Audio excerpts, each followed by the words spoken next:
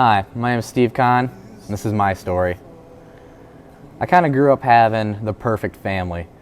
My dad was a pastor, parents had been married for 24 years, and we were just like that good, happy family that like everything goes right for them.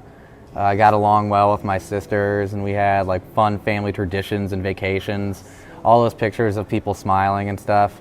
I like those sitcom families that are like too perfect to be real. That was my family. It was real. It was awesome.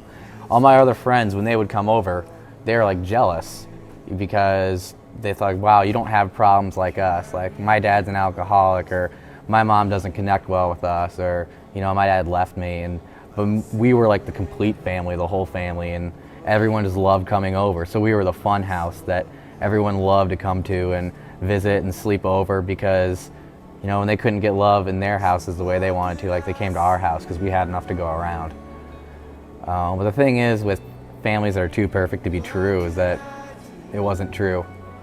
My freshman year of college, I found out that my dad, my pastor, my spiritual role model, my hero, the person in the world that I wanted to be most like, in a lot of ways I already was like him, I found out he had been having multiple affairs for the past few years with women that we knew, friends of the family.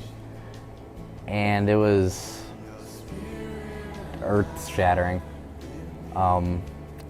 Just imagine like everything you've ever had falling apart in your hands. My idol cast down, my hero fallen, like the rug really taken out from underneath my feet, if you get what I'm saying. So I went on a study abroad semester. I went to Ireland my sophomore year of college, and my parents were still together. They were trying to make things work, but I knew it was hard for them.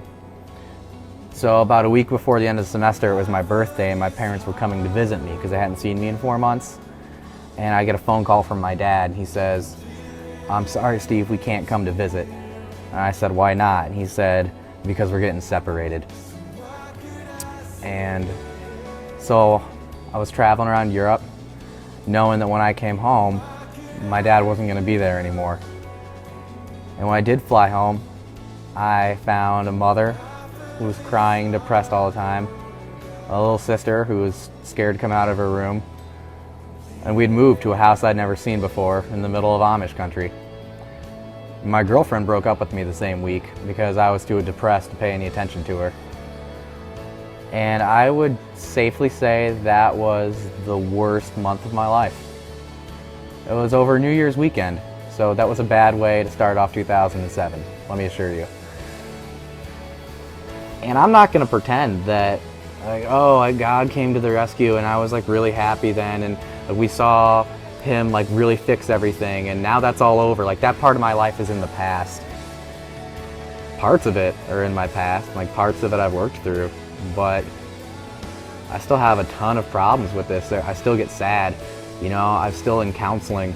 I still have a whole lot of problems with my girlfriend now because of things my dad has done and I just can't get over. And it puts fears in me, and it puts hardships and struggles in me. And I don't trust myself, and sometimes I don't trust other people.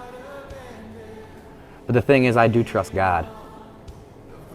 Because you cannot believe the way He is stronger and bigger than anything else you've ever imagined. Because I've seen Him appear in my life in the worst possible places. When you think it can't get any darker, it does.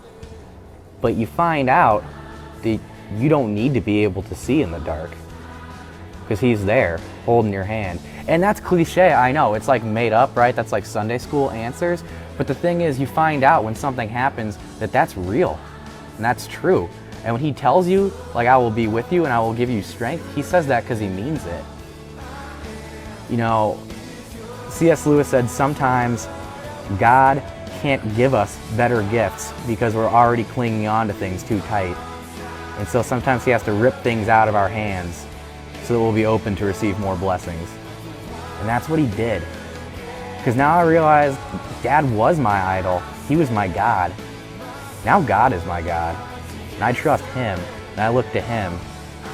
And I've got a lot of things going on in my life that I don't love and I'm not happy about. But at the beginning of 2008, I was more in love with Jesus Christ than I was at the beginning of 2007. I wasn't as happy, but I was a heck of a lot more joyful because I had something that you can't take away.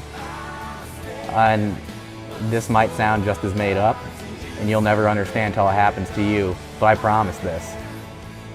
I would not trade that for anything. I would not give up the way I've grown, and I would not give up the things that I've learned and experienced to have my dad back. And I'm okay with that. So it's going to be a lot longer for me to work through these things. And you're going to have stuff in your life too. And it's going to be hard, and I can't promise that you're going to feel all happy or tell a great story about it later that makes it all make sense. But bad things happen, but God is bigger than that. That's my story.